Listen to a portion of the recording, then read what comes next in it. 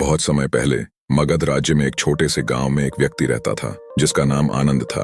आनंद के पास धन दौलत की कोई कमी नहीं थी। उसके पास एक बड़ा घर था, नौकर चाकर थे और व्यापार भी बहुत अच्छा चल रहा था। लेकिन फिर भी वह हमेशा दुखी और चिंताओं से घिरा रहता था।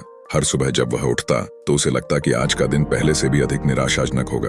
उसे लगता कि दुनिया में हर कोई केवल उसे धोखा देना चाहता है। वह अपने व्यापार में लगे रहते हुए भी संतुष्ट नहीं था और उसे हमेशा यह चिंता सताती रहती कि कहीं उसका धन न खत्म हो जाए। एक दिन आनंद का एक बचपन का मित्र महेश, जो बहुत ही साधारण जीवन जीता था, उससे मिलने आया। आनंद ने देखा कि महेश के पास न तो बहुत पैसा था, न ही कोई बड़ी संपत्ति, लेकिन फिर भी वह हमेशा हंसता और प्रसन्न दिखता। आनंद से रहा नहीं गया और उसने पूछा, महेश, तुम कैसे इतने खुश रहते हो? ना तुम्हारे पास कोई बड़ी संपत्ति है, न कोई नौकर, फिर भी तुम मुझसे ज्यादा संतुष्ट दिखते हो। मेरा तो पूरा जीवन चिंताओं और परेशानियों से भरा हुआ है। महेश मुस्कुराया और बोला, अगर तुम वास्तव में शांति और खुशी चाहते हो तो तुम्हें भगवान बुद्ध के पास जाना चाहिए। वे तुम्हारी समस्या का हल जरूर बताएंगे। आनंद ने सोचा कि अब उसे बुद्ध के पास जाना ही चाहिए। अगले ही दिन वह अपने कुछ सेवकों के साथ भगवान बुद्ध की तलाश में निकल पड़ा। कई दिनों की यात्रा के बाद वह आखिरकार श्रावस्ती के पास एक वन में पहुंचा, जहां बुद्ध अपने शिष्यों के साथ ठहरे हुए थे। वह बुद्ध के पास गया और बोला, हे बुद्ध, मेरे पास सब कुछ है,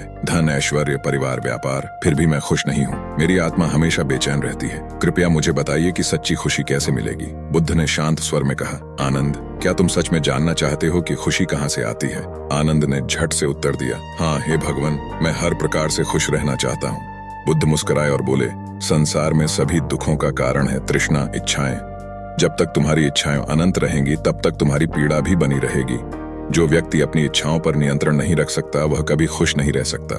आनंद चौंका और बोला, लेकिन भगवान, बिना इच्छाओं के जीवन कैसे चलेगा? बुद्ध ने उत्तर दिया, इच्छाएं बुरी नहीं हैं, लेकिन जब वे तुम्हें नियंत्रित करने लगती हैं तब वे दुख का कारण बन जाती हैं। इच्छाओं को सीमित करो और आवश्यकता से अधिक की कामना मत करो। इसके बाद बुद्ध ने आनंद को एक कटोरा दिया और कहा, इसे लेकर नदी के किनारे जाओ और उसमें पानी भरकर मेरे पास लाओ। लेकिन ध्यान रहे, अगर पानी छलका तो तुम्हें फिर से भरकर लाना होगा। आनंद ने बहुत सावधानी से पानी भरा और ध्यान से चलने लगा ताकि पानी न गिरे। लेकिन जैसे ही उसका ध्यान इस बात पर गया कि कहीं पानी गिर न जाए, उसका संतुलन बिगड़ गया और थोड़ा पानी छलक गया। बुद्ध ने मुस्कुराते हुए कहा, यही तुम्हारे जीवन का सत्य है। जब तुम अतीत के दुखों या भविष्य की चिंताओं में उलझे रहते हो तो तुम्हारा वर्तमान भी व्यर्थ चला जाता है। यदि तुम जीवन में सच्ची खुशी चाहते हो तो वर्तमान में जियो। बुद्ध ने आनंद को एक दिन एक गरीब आदमी को भोजन देते हुए देखा। आनंद ने सोचा कि वह दान देकर बहुत पुण्य कमा रहा है, लेकिन बुद्ध ने कहा, दान केवल तभी सार्थक है जब वह बिना अहंकार और बिना स्वार्थ के दिया जाए।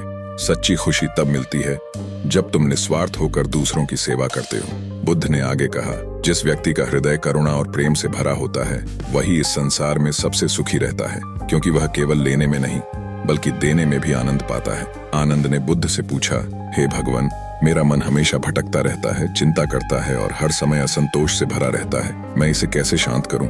बुद्ध ने मुस्कुराते हुए कहा, जिस प्रकार एक जंगली घोड़े को काबू में लाने के लिए उसे प्रशिक्षित करना पड़ता है, वैसे ही मन को भी अनुशासन में रखना पड़ता है। ध्यान, मेडिटेशन और आत्मनिरीक्षण से मन को शांत किया जा सकता है।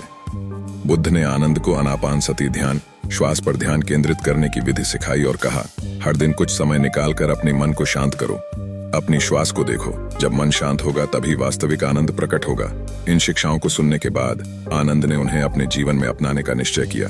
उसने अपनी इच्छाओं को सीमित किया, वर्तमान में जीना सीखा, निस्वार्थ सेवा की भावना अपनाई और ध्यान करने लगा।